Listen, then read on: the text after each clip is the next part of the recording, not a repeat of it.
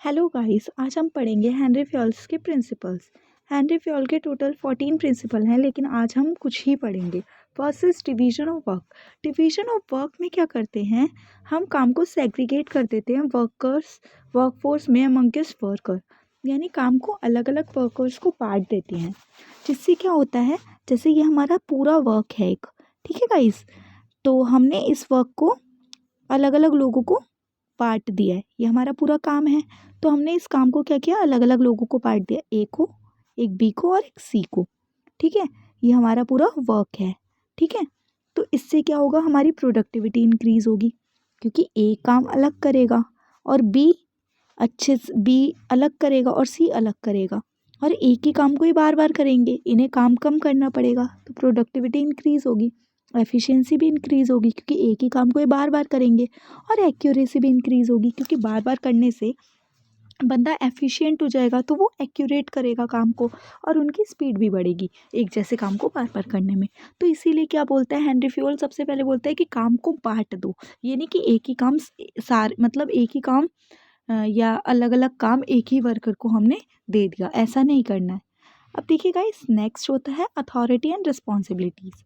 ठीक है, authority facilitates the management of work efficiently and responsibility make them responsible for work done. ठीक है, यानी क्या होते हैं, अगर हमने एक बंदे को हमने रिस्पॉन्सिबिलिटी दी, तो साथ में हमें अथॉरिटी भी देनी चाहिए, कि मान लीजिए रिस्पॉन्सिबिलिटी हमने दी कि आपको ये काम करना है, तो उसके साथ उसे कुछ अथॉरिटी भी दो, कि हाँ जी, आपके पास ये सारे अधिकार हैं जिससे आप इस काम को अच्छे से कर सकते हैं। तो दोनों चीज़ें देनी चाहिए, जिससे वो काम को अच्छे से करेगा। उसके पास करने के लिए कुछ राइट्स भी तो होने चाहिए। ठीक है गाइस, नेक्स्ट देखिए, नेक्स्ट क्या होता है, डिसिप्लिन। डिसिप्लिन में क्या होता है, without discipline nothing can be accomplished, यानी कुछ भी अचीव नहीं कर सकते विदाउट डिसिप्लिन की। Good performance and sensible inter relation makes the management job easy and comprehensive. यानी कि अगर मान लीजिए गुड बिहेवियर है एम्प्लॉयज़ का, डिसिप्लिन है, तो वो काम को अच्छे से करेंगे और जॉब उनकी कैसी हो जाएगी, ईजी हो जाएगी, अगर अच्छे रिलेशनशिप हैं। तो इसीलिए डिसिप्लिन भी बहुत ज़्यादा इंपॉर्टेंट है।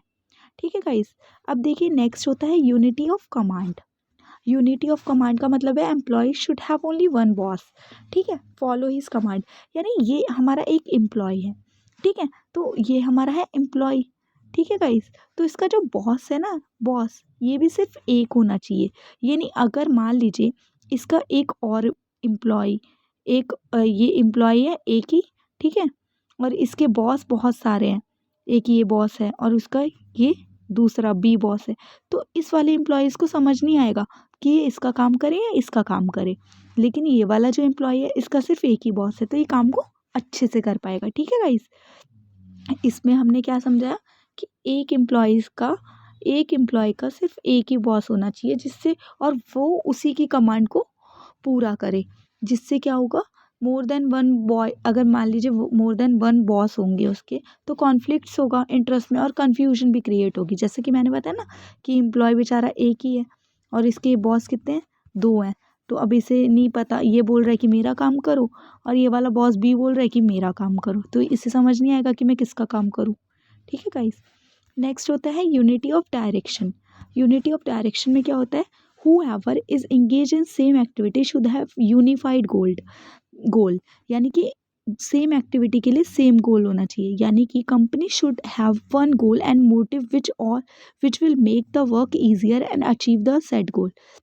यानी कंपनी का सिर्फ एक ही गोल होना चाहिए, ये नहीं यानी कि ये हमारा है गोल या कि ऑब्जेक्टिव।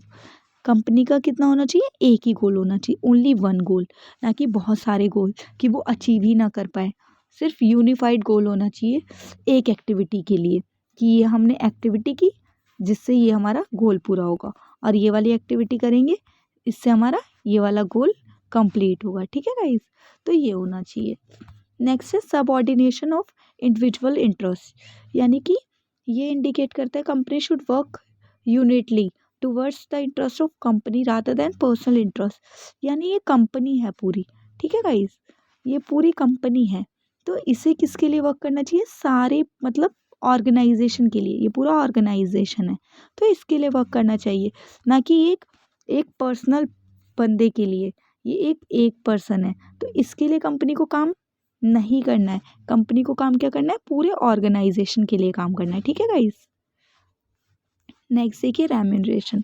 रेम्यूनरेशन यानी कि होती है सैलरी, क्या होता है, सैलरी, कि सैलरी हम कितनी दे रहे हैं, इसका मतलब है salary. This play important role in motivating worker. ये क्या होती है, मॉनेटरी भी हो सकती है, नॉन मॉनेटरी भी हो सकती है। अब देखिए मॉनेटरी में हो गए, सैलरी दे दिया हमने, ठीक है गाइस, और नॉन मॉनेटरी में या बोनस दे दिया, ठीक है। और जो नॉन मॉनेटरी है, हमने इन्हें मेडल से दिया या फिर हमने इनकी तारीफ़ कर दी, अप्रिशिएट कर दिया। तो दोनों तरह से रेम्यूनरेशन दोनों तरीके से देना चाहिए, और इतना रेम्यूनरेशन देना चाहिए कि वो मोटिवेट हो और काम को अच्छे से करे। ओके गाइस, तो हमने आज 7 प्रिंसिपल्स पढ़ लिए हैं हेनरी फ्यूल्स के। नेक्स्ट 7 प्रिंसिपल्स हम नेक्स्ट क्लास में पढ़ेंगे। आई होप आपको समझ आ गया होगा। If any doubt you can ask me on comment, ठीक है गाइस, थैंक यू।